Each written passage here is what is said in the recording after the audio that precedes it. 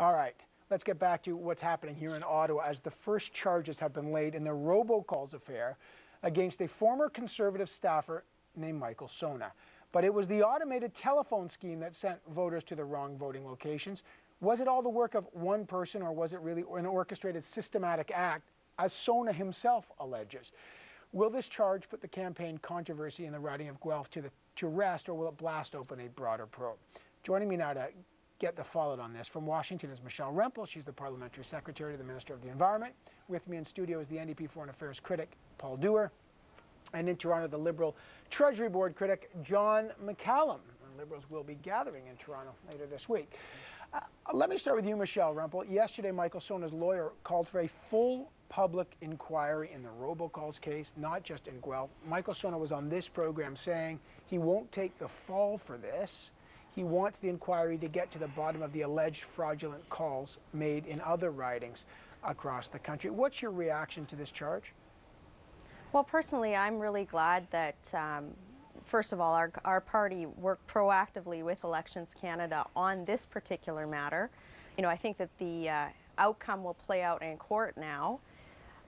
I think, though, what your viewers need to know is that, and for my colleagues here on the panel as well, they would agree that campaigns that happen locally are separate and distinct entities. You actually have to register a campaign when you run as a candidate from a national campaign. So, you know, any sort of insinuation that this is directly linked to our national campaign, I think is frankly libelous.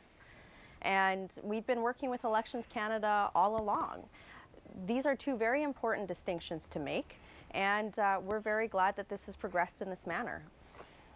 Paul Dewar, what's your reaction to that? Well, clearly, Evan, what we have here is not a Lone Ranger. You know, Mr. Sona, if anything he can be accused of is he was the guy who took the ballot box and ran away with it. But he can't be the person who is solely responsible for the robocall scandal that we have here. So the Conservatives can say whatever they want, they just have, about lecturing people what they should be listening to and what we should be believing, and I guess what I should say if they have their way. But the facts are, we now have a charge.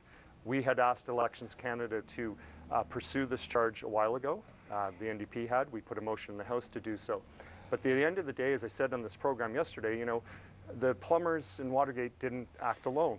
Sona did not act alone, and we'll be really interested to see what the facts and the evidence are. To think that this was a guy who was working on his own. But then why hasn't he mentioned any? Listen, I interviewed him, and I've talked to him many times. I guess my question, though, is, and I've asked him the same question, if there's others involved, why doesn't he name names? Well, that's a good question. I hope that if he doesn't know any other names? He's alleging, but he doesn't know. That's what the investigation will be about, and the court case will be about ultimately. The difference here, Evan, he has a lawyer now. He has someone to protect him. And we've seen many people been thrown under the bus by this government. There's, you know, that's usually the MO of this government. Throw someone under the bus and that's it, it's over. This guy isn't obviously going to do that. And we now have a court case. So this is going to be evidence that is presented, and there will be questions and examination of evidence by lawyers. That's very different than just putting out talking points and hoping they land in the right place. Let me just show our viewers what the Commissioner of Elections, the Commissioner of the Elections, Yves Cote, has said in a statement when this one charge was announced. Again, it's one charge. The strong public reaction to the fraudulent telephone calls made to electors in Guelph during the May 2011 general election shows how deeply disturbed Canadians were by what happened. I hope that the charge we filed today will send a strong message that such abuses under the Canada Elections Act will not be tolerated. That's Yves Cote. John McCallum, I mean, it's one charge here. Does this really rise to the level of a public inquiry? Well, look, first of all, I think that statement you quoted from Yves Cote is the most important point. It's critically important that Canadians' faith in the integrity of the electoral system be reestablished, and that implies bringing in the recommendations made by Elections Canada before the next election. I don't see the government being keen to do that. I see a bit of backstepping.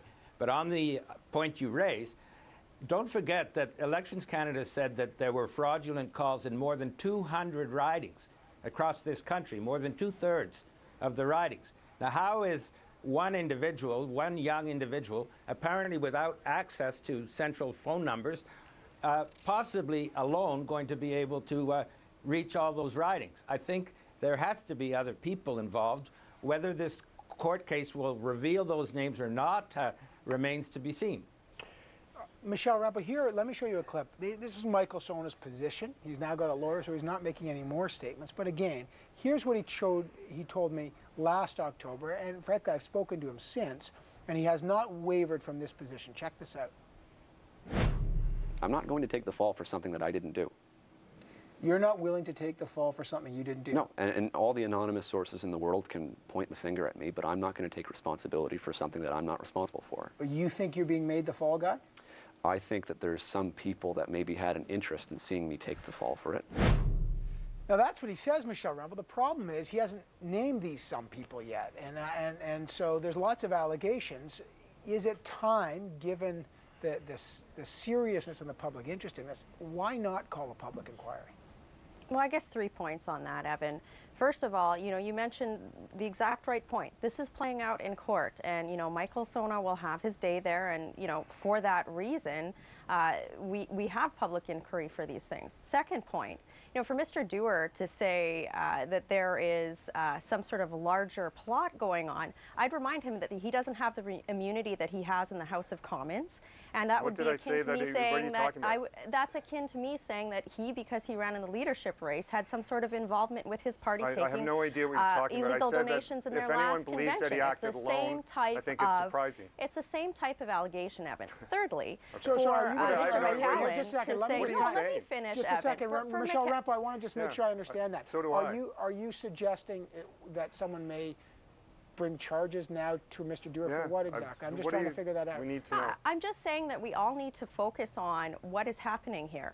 Elections Canada has investigated a single source, a single writing, and is proceeding with an investigation that our party has fully cooperated with. I just don't think that it's right or integrous for my colleagues to be suggesting anything other than that.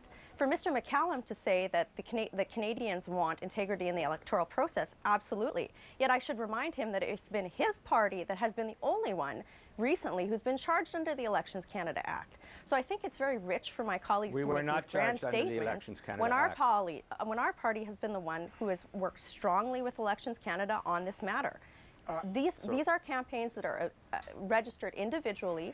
People have responsibility in that, and we will see that play out in this court case. Okay, just for the record on that, I want Paul Dewar to respond. Well, however, I should mention that I have been told by Michael Sona and others that certainly members from the central headquarters, from the main campaign, were actively involved in that and visited the riding of Guelph. So the level of involvement, I'm not sure what it was or whether anything was done improperly, but I certainly have been told there's some relationship. What it was, I don't know. Paul Dewar. Well, I'm not going to take the bait and respond. I mean, I have no idea what Michelle's referring to. I simply suggested that it would appear that that we didn't.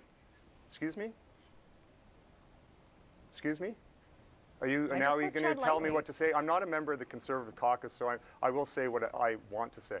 And I want to say the following, is that it's clear from the response from Michelle, from the Conservatives, is that they're very worried. They've had the scandal of Panashway. We're having to talk about this. And what it means is that this government's more engaged in damage control than actually dealing with the affairs of the nation and helping out everyday Canadians. I won't actually take the bait from Michelle, and I know that this is the way they operate, the Conservatives, is that they will attack anyone, even those who are pointing out that it's pretty absurd to think that this one individual acted alone, which is all I said, and I'll say again. All right, John McCallum. I just want to clarify one point. One member of the Liberal Party was not charged under the Elections Canada Act. The issue was involving the CRTC, and Elections Canada said that that instance was cleared up very satisfactory manner.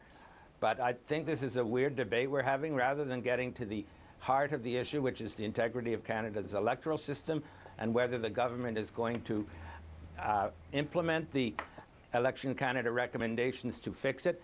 All we get is veiled threats of suing us from the government representative. It's a bit strange. Our party is, I just want to close, Evan, by saying that our party is working very closely with Elections Canada on this. All right, I can't hear about Michelle Rempel, real quick.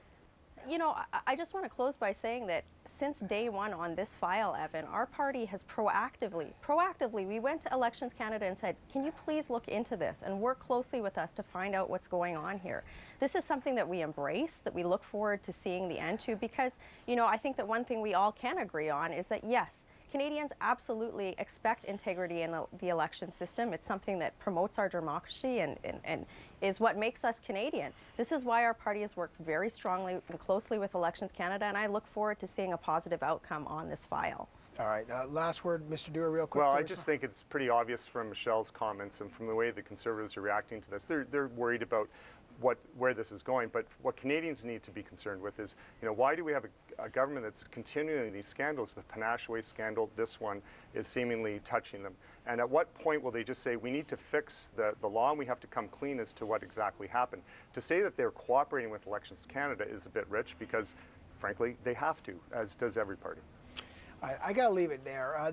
Interesting, again, we won't know what happens until I think May 3rd is the first court day. So we're looking forward to May 3rd, just seeing what exactly happens here. Michelle Rempel, Paul Dewar, John McCallum, I appreciate your time as always. Thanks.